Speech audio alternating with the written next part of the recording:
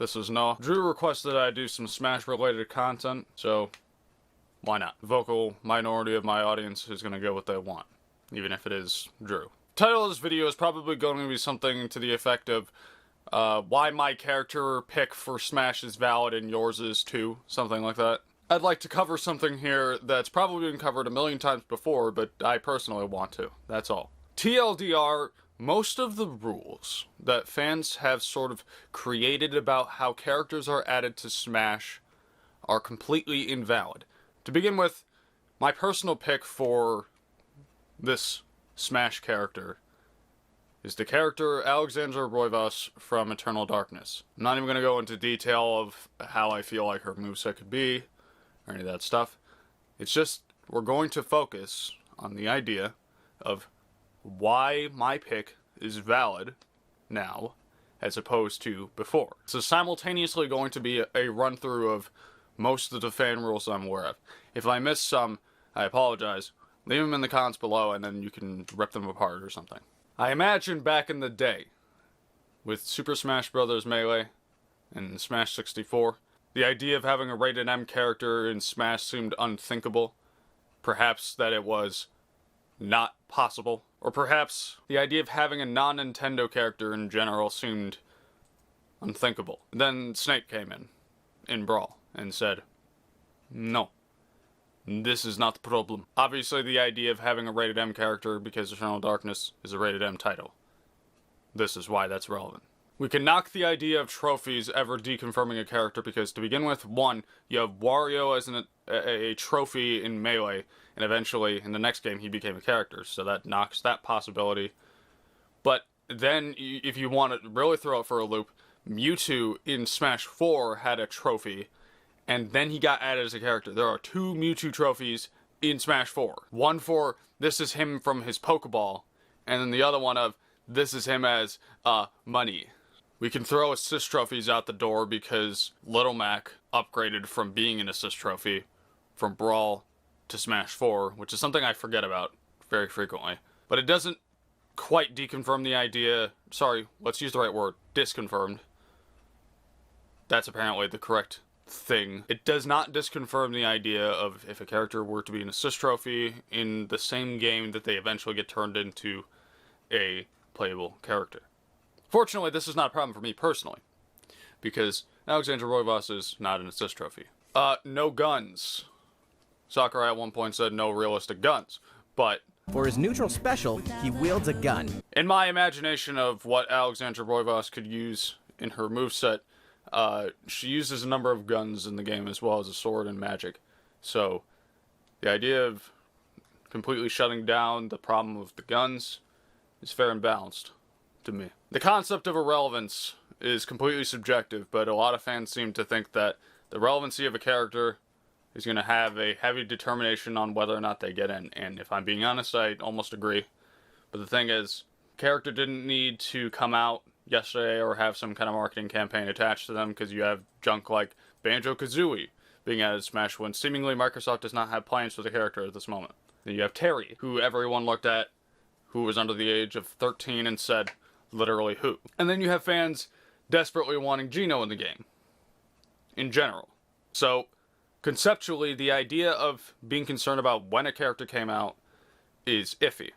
And I could use that argument against myself with Eternal Darkness having come out many, many years ago. But the thing is, even if I want to do that, Eternal Darkness is actually a very well-received game. It's not like Nintendo's other rated M releases that are really, really bad. It's actually one of the only good ones. If you want to throw in the mix as an added bonus, Bayonetta is here. Another one of the rated M titles that Nintendo was in charge of publishing. So, in that same boat, valid. And then we get to the concept of spirits. Min Min being added as DLC when her spirit was already in the game. Alexandra Roivas is in the game as a spirit, so but beyond any other aspect of this list, just the fact that she's in the game as a spirit, personally, I was impressed by. But the thing is, because of that, it does not invalidate the possibility of her as DLC in this exact game. But what does make the difference is not the idea of her relevancy, but the idea that nobody's asking for her. It's not that the character's not relevant, It's that people are not asking, which I guess kind of goes into the same category. Like it's same energy, but there's a difference. Kratos from God of War is a very relevant character, but nobody's asking for him, right? Which actually, Kratos in Smash would be kind of cool. Somebody write that down. When the Smash 4 like character poll thing was happening, the ballot, I only saw one infographic of somebody trying to make a campaign to boost Alexander Roivas into the limelight. Nobody's asking. That being said, I didn't even at the time because I hadn't even played the game, let alone heard of it. So far, there's only been 2 rules that seem to have persisted. Number 1 is the idea that an assist trophy will not be upgraded to being a playable character within the same game. So far, Springman had been added to the game as a playable character instead of Min Min. It would have shattered both the idea of a spirit being upgraded to a character is fine, but then the only other one is one of the only things Sakurai has said himself, which was the idea that they have to be video game characters.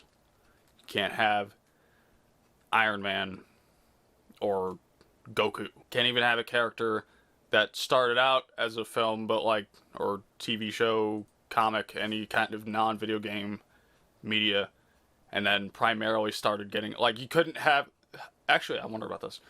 Would Artyom from Metro 2033 count?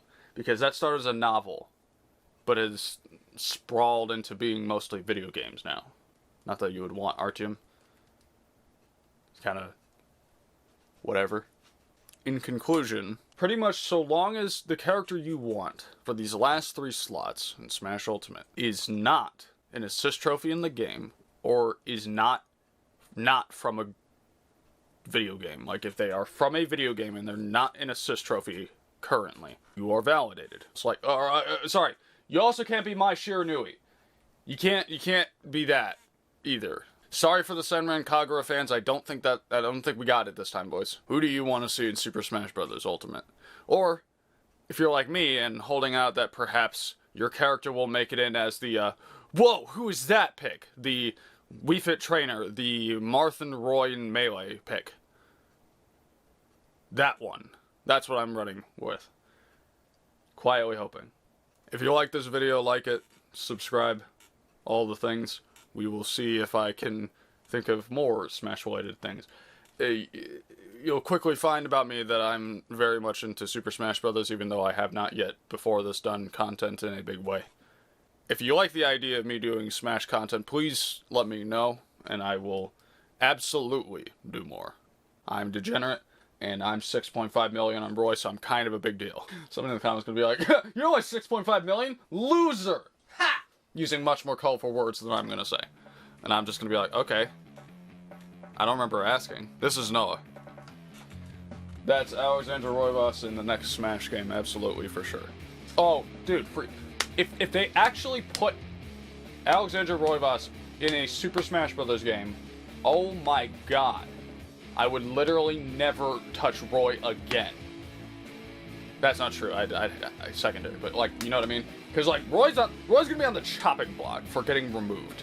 He's like the only character in Smash that's from Fire Emblem that has not been localized. All the rest of them have justification.